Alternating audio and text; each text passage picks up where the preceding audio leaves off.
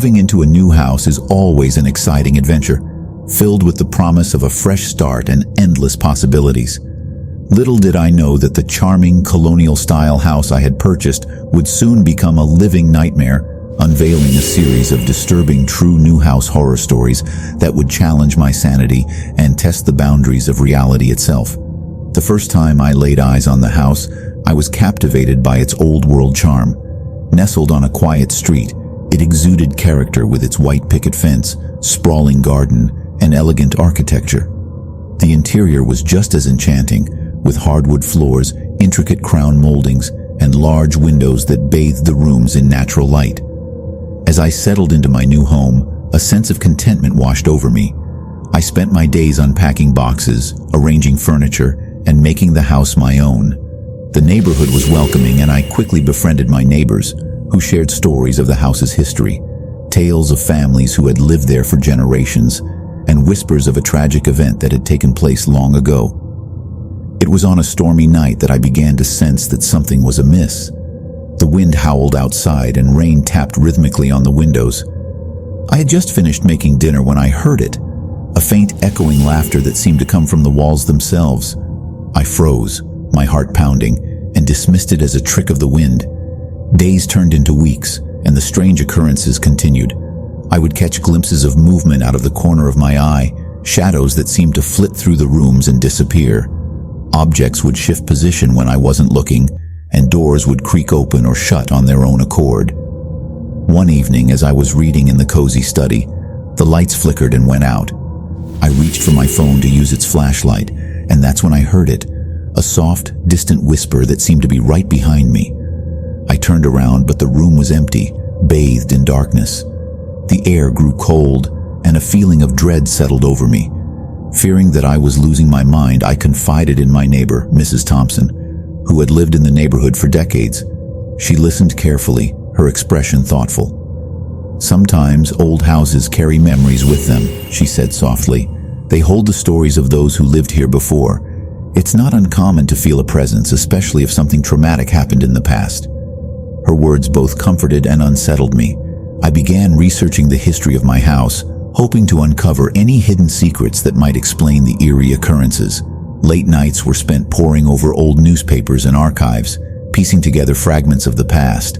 That's when I stumbled upon the story of Emily, a young girl who had lived in the house in the early 1900s.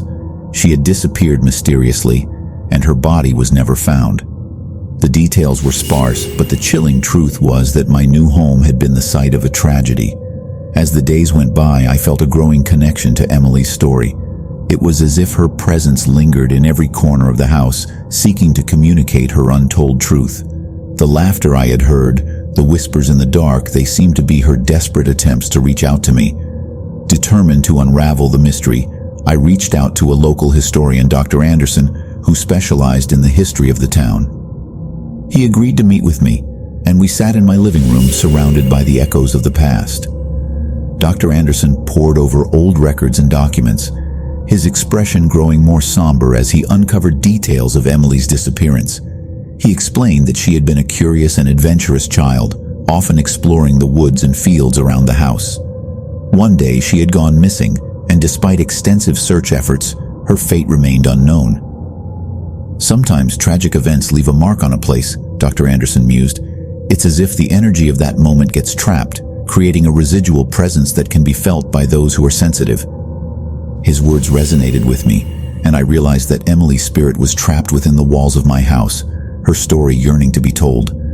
I felt a responsibility to help her find peace, to uncover the truth that had been buried for so long. Armed with newfound determination, I delved deeper into Emily's life, visiting local archives and speaking to elderly residents who might remember her.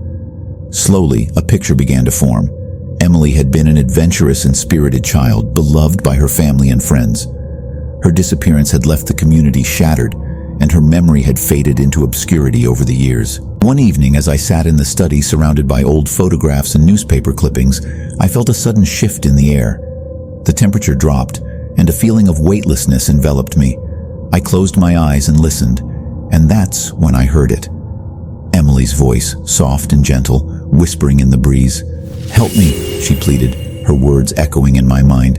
tell my story. With a sense of purpose, I decided to hold a memorial for Emily, inviting the neighbors and members of the community to gather in my garden.